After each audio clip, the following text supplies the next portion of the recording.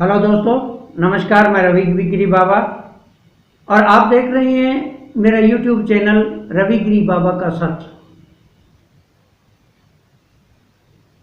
दोस्तों, आज मैं आपको बताने जा रहा हूं मेडिटेशन के बारे में, वो 5 खास बातें जिनके बिना मेडिटेशन हो ही नहीं सकता। हम चाहे घंटा बैठें, 10 घंटे बैठें, हमारा मन शांत नहीं होगा, हमारा मन स्थिर नहीं होगा। बैठने को तो आंख बंद करके हम बैठ सकते हैं, लेकिन इन 5 बातों के बिना मेडिटेशन अधूरा होता है, जो आपको कोई नहीं बताता। मैं आपको बताने जा रहा हूं। ये 5 बातें ध्यान रखने की है। एक से एक कड़ी जुड़ती जाएगी और आप इस वीडियो को पूरा देखना, तब आपको पता चलेगा कि वो 5 बातें कौन सी है जिसके बिना हमारा ध्यान अधूरा रहता है।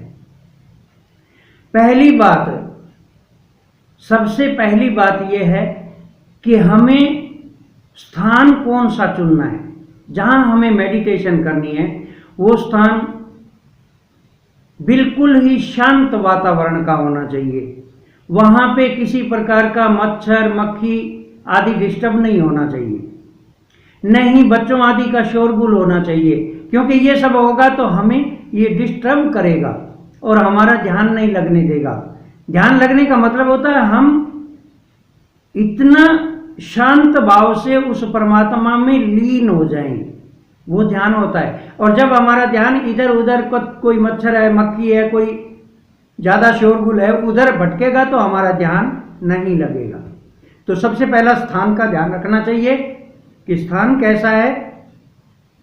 दूसरी बात कि जिस दिन हमें किसी प्रकार की चिंता हो, कोई टेंशन हो, तो चिंता और टेंशन किसी प्रकार की हमारे अंदर हो, उस दिन ध्यान करना नहीं चाहिए।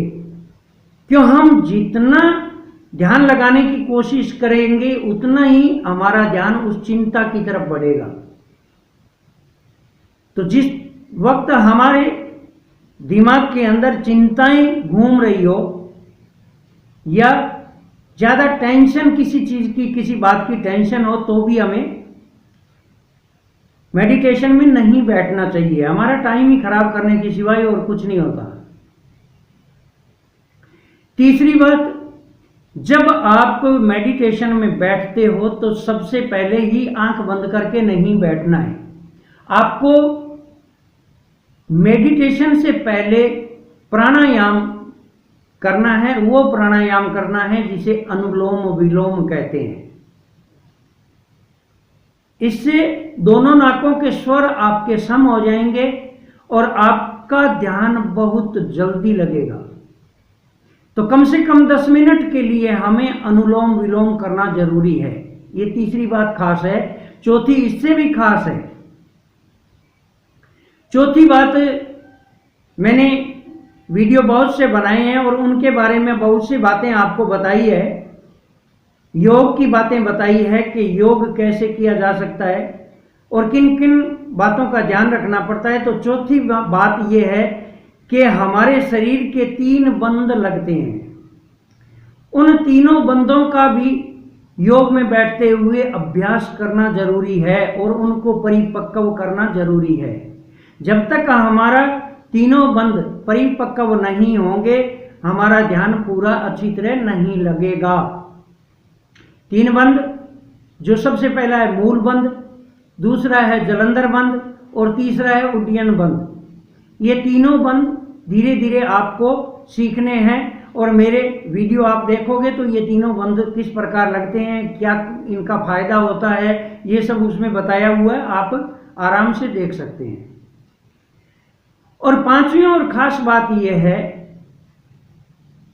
कि हमारा ध्यान और भी परिपक्व होगा और हम जल्दी से जल्दी ध्यान के अंदर उन सब फायदों की तरफ बढ़ेंगे जो हमारे शारीरिक और मानसिक फायदे हमें मिलेंगे, उनकी तरफ बढ़ना है। तो 5 मुद्राएं होती है, 5 प्रकार की मुद्राएं होती है, वो भी हमारे शरीर के द्वारा ही मुद्राएं की जाती है। उनका बारी बारी से आपको अभ्यास करना है। जब 5वां मुद्राएं परिपक्व हो जाएगी तीनों बंद आप लगाएंगे और जब आपका प्राणायाम के द्वारा श्वास अनुलोम विलोम करने के बाद में श्वास जब सम हो जाएगा तो आपका ध्यान यूं चुटकियों में आपका ध्यान लग जाएगा, ये मेरी गारंटी है। वरना ध्यान में सभी लोग बैठते हैं, लेकिन कोई एक आदमी जो इन चीज़ों का जानकार है वो ही ध्यान को परिपक्व कर सकता है और ध्यान में दिखने वाले चमत्कारों का आनंद ले सकता है। ये मेरा मानना है और आप भी मानोगे जब इन 5 बातों को मानकर और योग करोगे। तो दोस्तों, कैसा लगा मेरा वीडियो? लाइक और कमेंट करके बताना और हो सके तो मेरा चैनल सब्सक्राइब करना और बेल आइकन भी दबाना। फिर मिलेंगे। नमस्कार, जय हिंद, जय भारत।